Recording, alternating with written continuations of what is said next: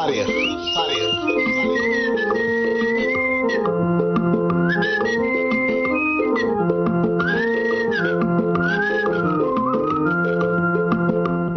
ሰላም ክቡራት ተኸታተልቲ መደብ ከም ታሪክ ከመይ ቀኒኹም ንሎሚ ሮባ ግራሻ ዝወለዶ ፍቅሪ ኣብ ታሕቲ ዝበል ኣርእስቲ ኣማኑኤል ኪዳነ ወዲ ብርጅዋ ዝጸሓፈ ጽሑፍ ኢና ነባኻትኩም ከነብሎ ንምክትታልኩም ብኽብሪ ንዕድም ቀዳማይ ክፋል እንሆ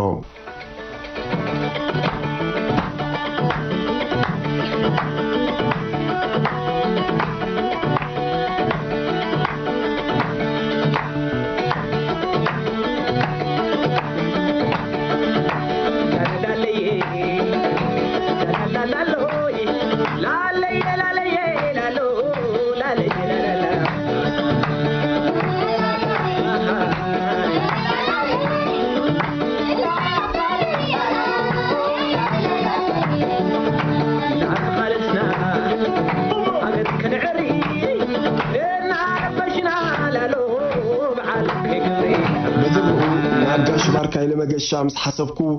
ሓንደበት ነፍሰይ ክብድብድ በለኒ ዝኾንኩ ክፈልጥ ፈቲና ኣይሰለጠንን ከይፈኸሰኒ ከሎ ድማ ሰዓት 5 ወጋሕታ ካብ ስመራ ነቐልኩ ከረን ወዲና ንሓጋዝ ሕቆና ሂብና መጎሎ ክሳብ ንበጽሕ ኣብ ጥቃይ ኮፍ ምስ ዝበሉ ኣቦ ዝኾነ ኣይትዘራርብናን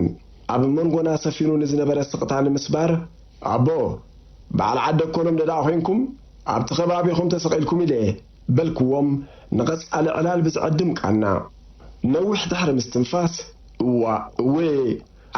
عدنا ينيرو إلهم نعلى الهاس زبلة أفقديفهم رؤسهم أب محركاف آتو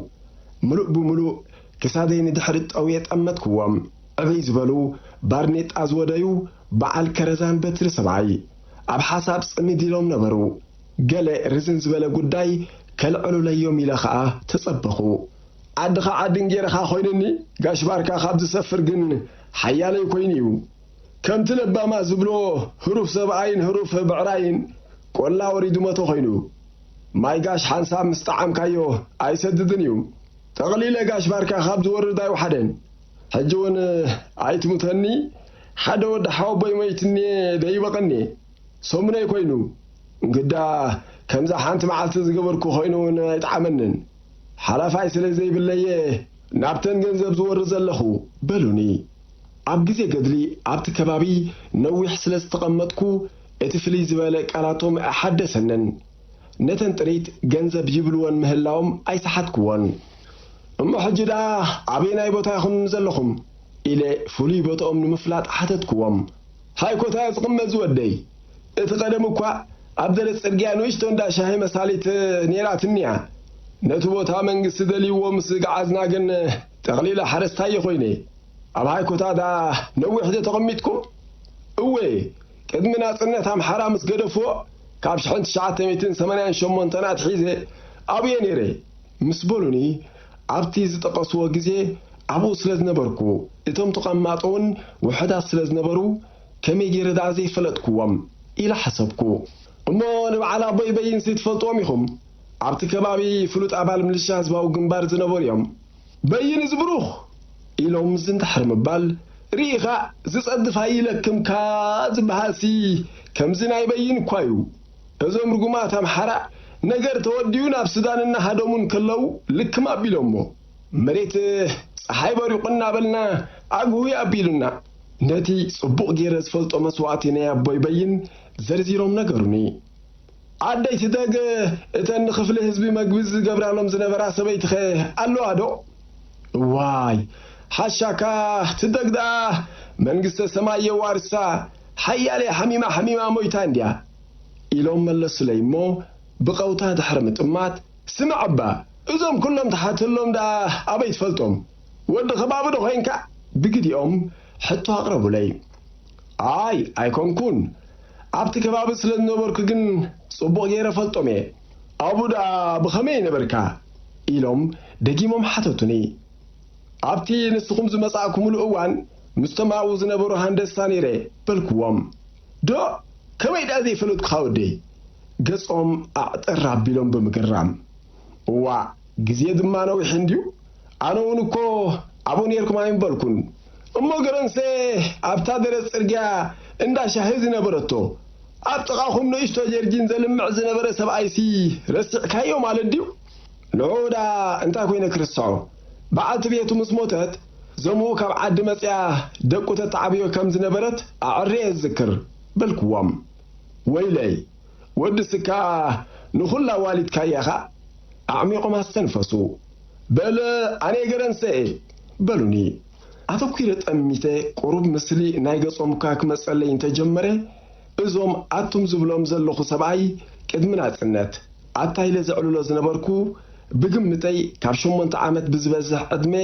ዝዓብየኒ ዝነበረ ገረንሰ ምዃኑ ከኣምን ተጸገምኩ። እንታይ እዋን ዳኣሉ ክንዲ ዝዓሪቡ ኢለ እናስተንተንኩ ከለኹ ሓሳበይ ከለፈኒ። ስማዕባ ትዝክራዶ እታ ምሳኹም ዝነበረት ቀያሕ ጽብቕቲ ቆልዓ ኣብ ሩባ ግራሻ? ዝክራዌ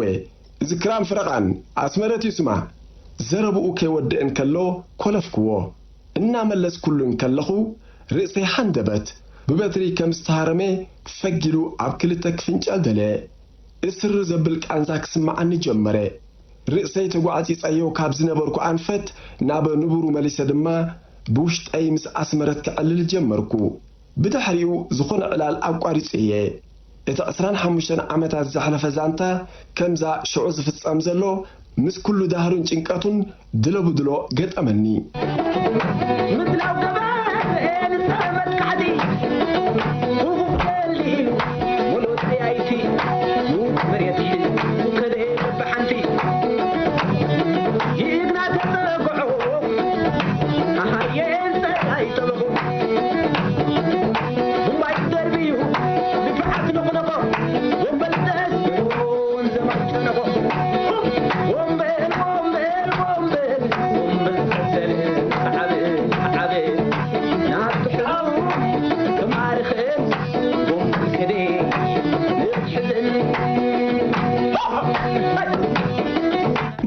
እታ መጀመርታ ምስ ኣስመረት ኣብ ሓደ መስርዕ ዝተረኸብናላን ዝተላለናላን ቦታ ጋንታና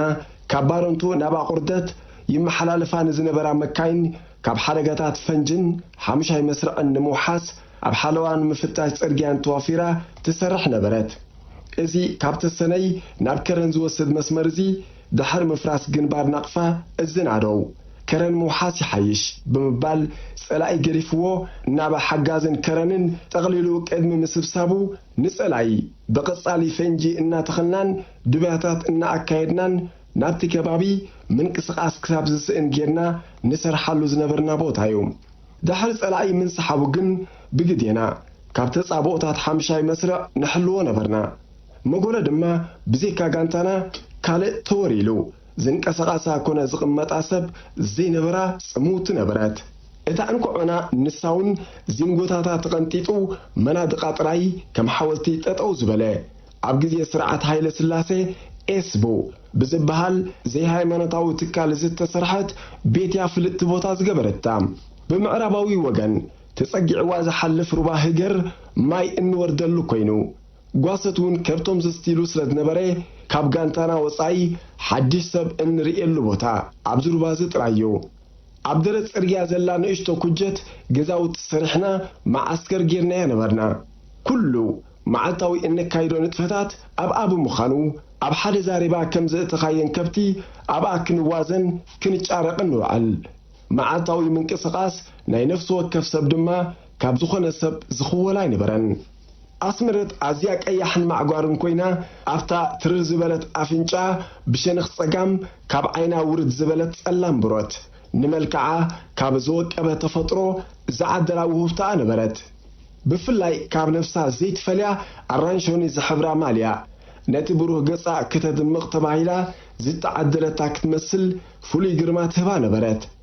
ክትስለፍን ከላ ጓል 13 ዓመት እኳ እንትነበረት ጽቡቕ ኣካላዊ ብጽሕና ስለ ዝነበራ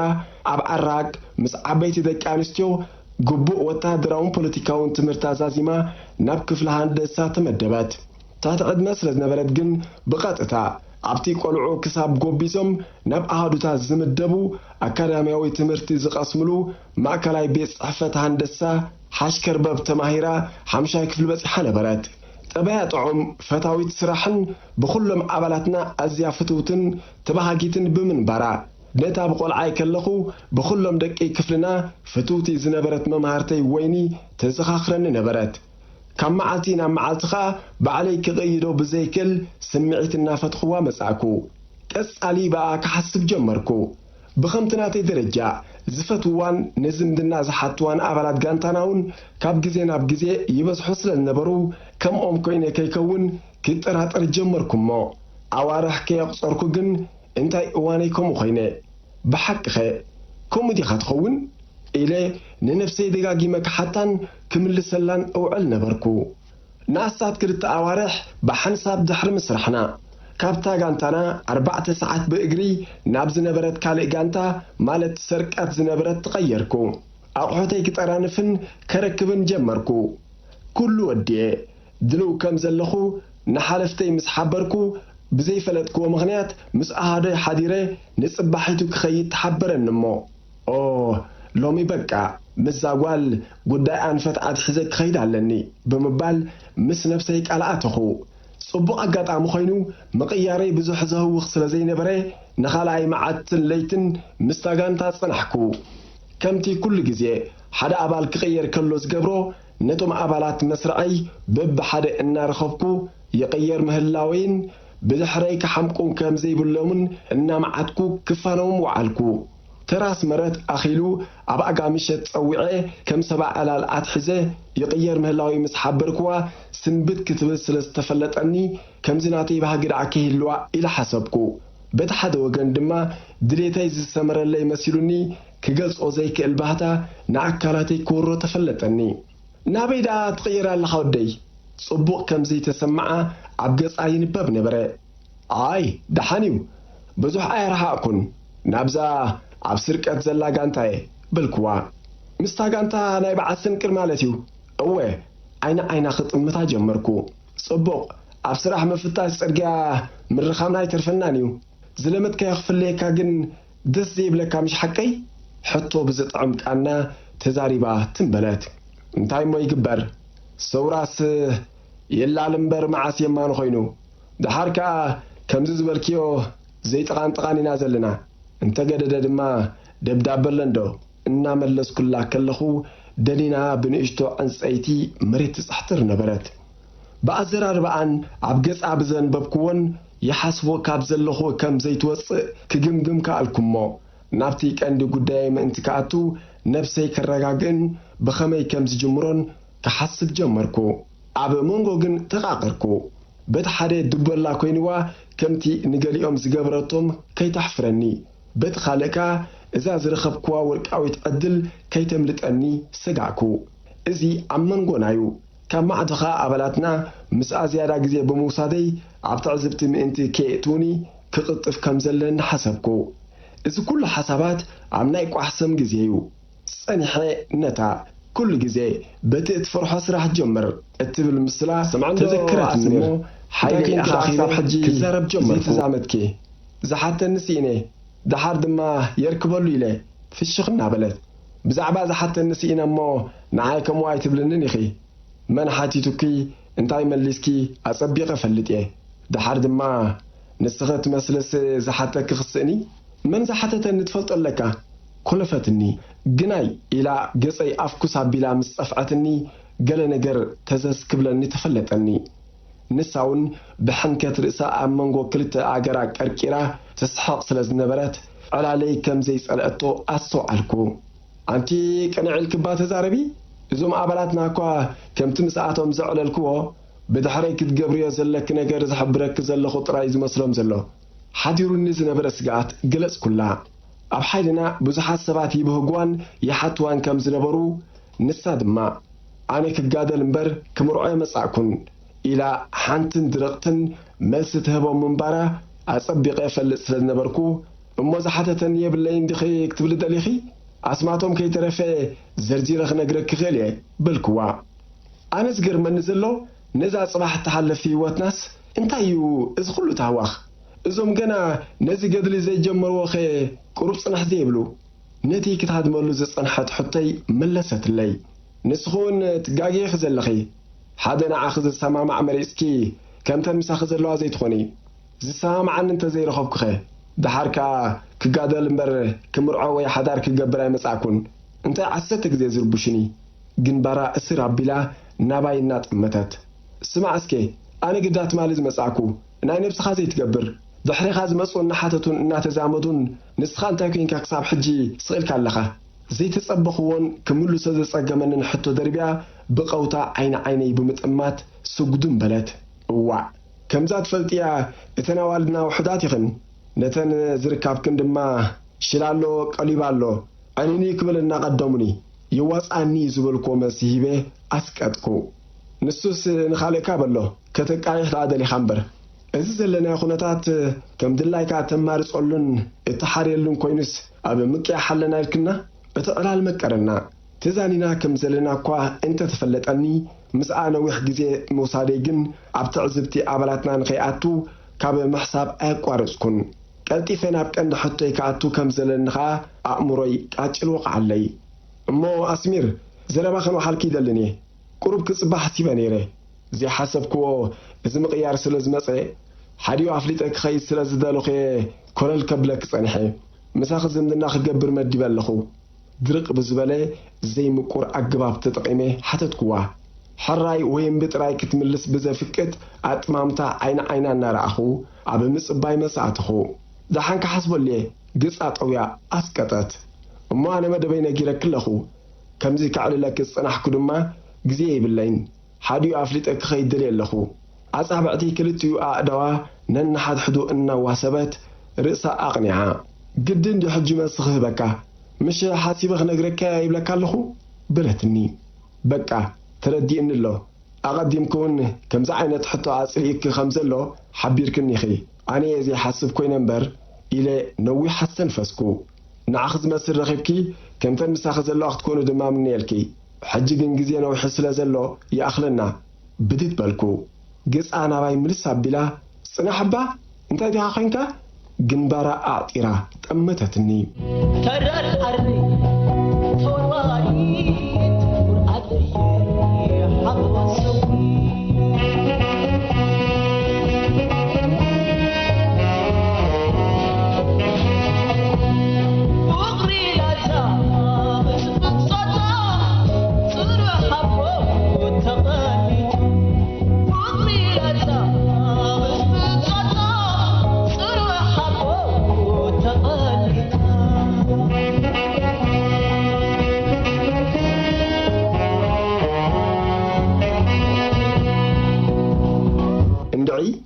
تردعكو خو مسيلون نيرو جن جيغاس إلي حزي صنيحي مرجعخي كخبر سلازلن دما غريفي لخو نام مريد دنينا قرب دحر مصباي منكوبا سقط ابلا حراي دحن ازوم كانتانا كيفولطو جن قرب زين صنح سقبلت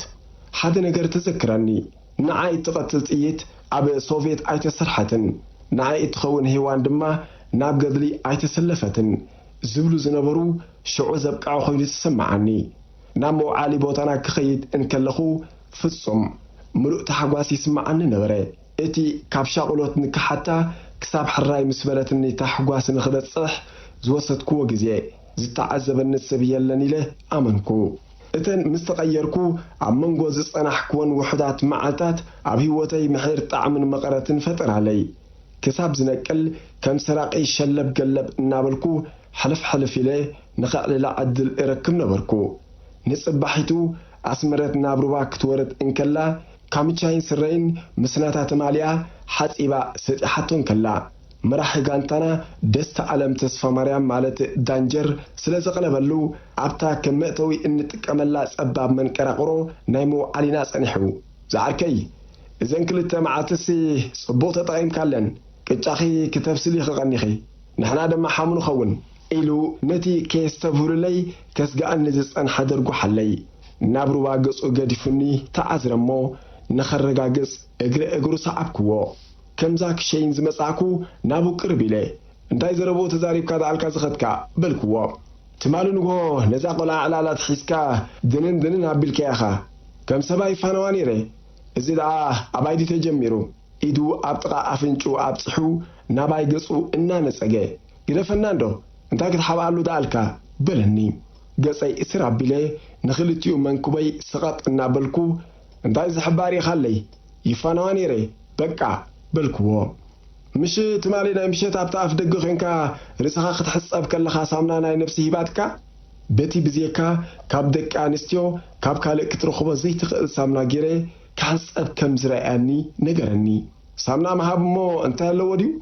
عوايتي تجميرو لو مخا كدا وانتخا مسناتا تسط حريو ناي كربات حصب الكارخيب كالخا مالتيو ايكو حموخا مخاني كابزيني لعالي انتهى مراقص دليلو انكو حقو سنات راي إلو قديفن خده نتم زقرب مرتعوتات كساقروم سلزي كالكو سخاخ بالكو مباركز كبرات خطاتلتي مدب كبحة تاريخ ربا قراشا زولو دفقري كالاين نيمو داتان أبزغصل كنقربوينا نسلم كتالكو منا مسكون كسانبت سلام